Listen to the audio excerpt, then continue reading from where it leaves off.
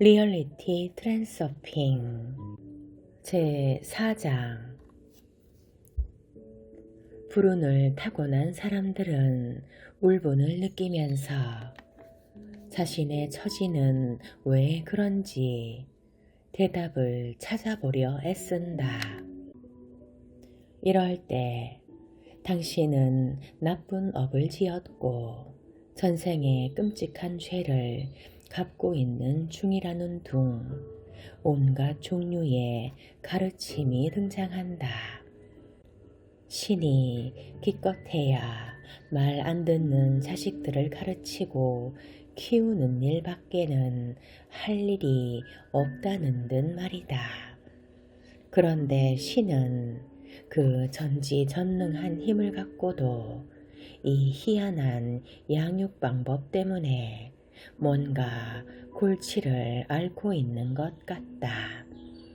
어떤 모호한 이유로 해서 신은 우리의 죄를 이번 생에 벌하지 않고 나중에 생애로 미룬다. 하지만 기억도 못하는 일을 가지고 사람에게 벌을 주는 것이 대체 무슨 의미가 있다는 건지 요상하지 않은가. 불평등에 관한 또 다른 가설이 있다. 현재 궁핍과 고통을 겪고 있는 사람들도 언젠가는 고스란히 보상을 받을 거라는 것이다. 하지만 이 역시 하늘나라 어디에선가가 아니면 다음 생에 어디에선가이다. 아무리 뜯어봐도 이런 식의 설명은 도무지 만족스럽지가 않다. 사람은 오직 이 하나의 생애만을 기억하고 인식하기 때문에 전생과 내생이 존재하든 말든 그것은 사실 중요하지도 않다. 어떤 의미에서는 현생만이 그의 유일한 삶이다. 만일 운명이 정해져 있다고 믿는다면 근심 걱정에서 벗어나는 가장 좋은 수단은 겸허함일 것이다.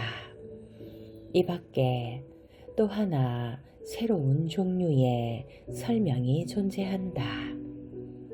행복하고 싶으면 그저 행복하라. 낙천주의자가 되어서 가진 것에 만족하라는 것이다. 이 설명을 옹호하는 사람들은 너무 많은 것을 기대하고 끊임없이 불평만 하면 불행해진다는 것을 이해시키려고 한다. 그저 정해진 대로 만족하고 단순하게 삶을 기뻐해야 한다는 것이 그들의 말이다. 사람들도 이 말을 받아들이기는 하겠지만 어두운 현실을 기쁘게 맞이하기는 좀 난감한 일이다. 좀 더 큰 것을 원할 수는 정말 없는 것일까? 왜 억지로 기뻐해야 하는가? 그것은 자신에게 사랑하라고 강요하는 것이나 마찬가지 아닐까?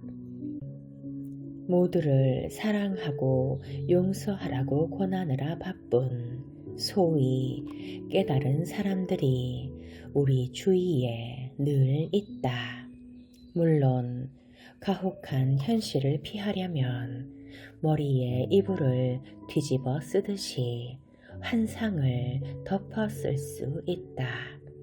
사실 그렇게 해서 더 편하게 살 수 있을지는 모르지만 마음속 깊은 곳에서는 왜 미운 사람을 용서해야 하는지, 또 관심도 없는 사람을 왜 사랑해야 하는지를 이해하지 못한다. 그렇게 한다고 해서 무슨 이익이 있을까? 그것은 자연스러운 것이 아니라 억지로 짜낸 행복이다. 그 기쁨은 저절로 우러나오는 것이 아니라 치약을 짜내듯이 짜내야만 한다.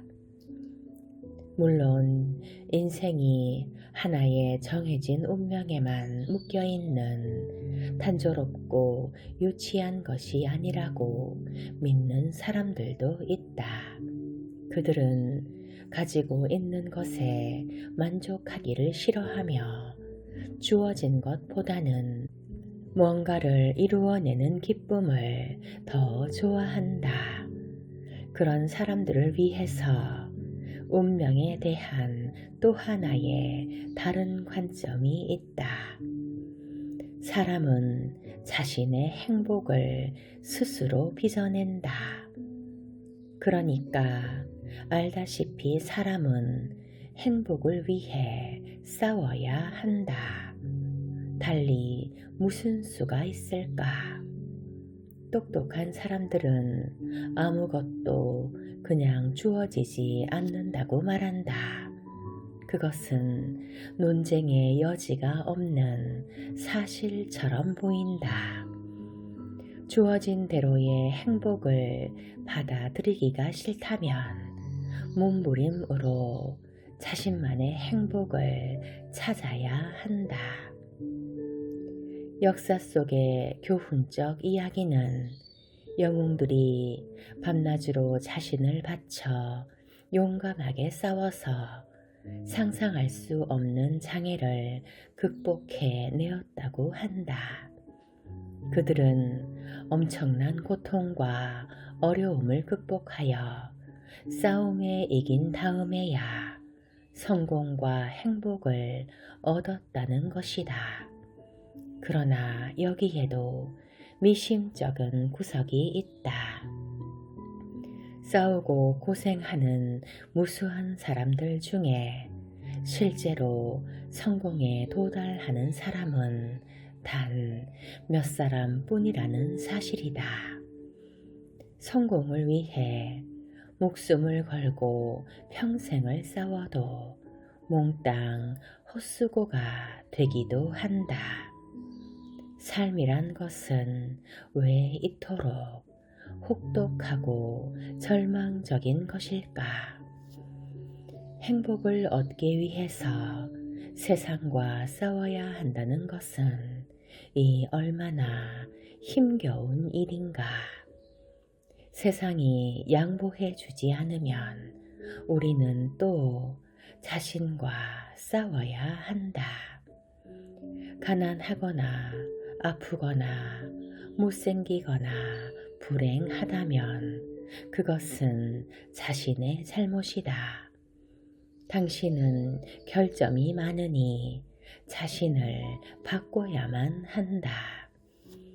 인간은 날 때부터 결점과 죄의 덩어리라는 사실을 마주하여 꿈에서라도 행복하려면 그것을 고치기 위해 끊임없이 노력해야만 한다. 이 무슨 고약하게 암울한 현실인가? 그러니 복 많은 부잣집에 태어나지 못했다면 겸허하게 고난을 참아내거나 아니면 끝없는 싸움에 평생을 바치는 것이 그의 운명인 것이다. 이런 인생을 받아들이라는 것은 아무리 생각해도 마뜩지 않다. 만사가 정말 이토록 암울하고 희망의 빛이란 전혀 없는 것일까? 탈출구는 있다. 위에 열거된 모든 해석과는 달리 그것은 단순하고도 즐거운 일이다.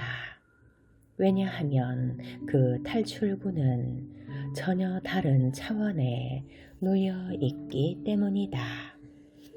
트랜서핑에는 운명의 개념이 근본적으로 다른 세계관 위에 놓여 있다. 또 말도 안 되는 이상한 소리로 둘러대려 한다고 생각하고 실망하여 책을 집어 던지지는 마시라. 알려진 모든 운명의 개념은 어떤 특정한 세계관에 근거해 있으며 그 세계관들은 또한 증명할 수 없는 몇 가지 전제로부터 나온 것이라는 사실에 여러분은 동의할 것이다. 예를 들어 물질주의는 물질이 먼저고 의식은 부차적인 것이라고 주장하며 관념론은 그 정반대를 주장한다. 하지만 둘 다 증명할 수 없는 주장이다. 그럼에도 그것을 근거로 세계관이 구축된다. 두 세계관은 양쪽 다 아주 그럴싸해 보이고 그것을 믿는 충실한 신봉자들이 있다.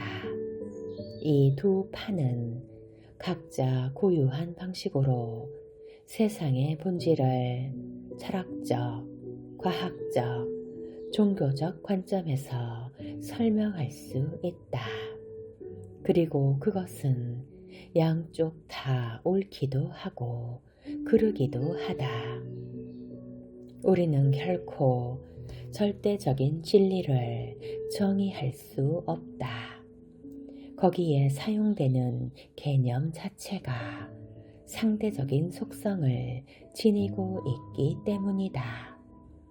잘 알려진 눈먼 세 사람과 코끼리의 우화에서 첫째 사람은 코, 둘째는 다리, 셋째는 귀를 만졌다. 각자의 느낌에 근거해서 보니 코끼리의 생김새에 대한 그들의 결론은 다 달랐다. 그러므로 한쪽의 시각이 옳고 다른 쪽은 그름을 증명하려는 시도는 전적으로 무의미하다. 중요한 것은 그것이 얼마나 현실과 맞아떨어지느냐 하는 것이다.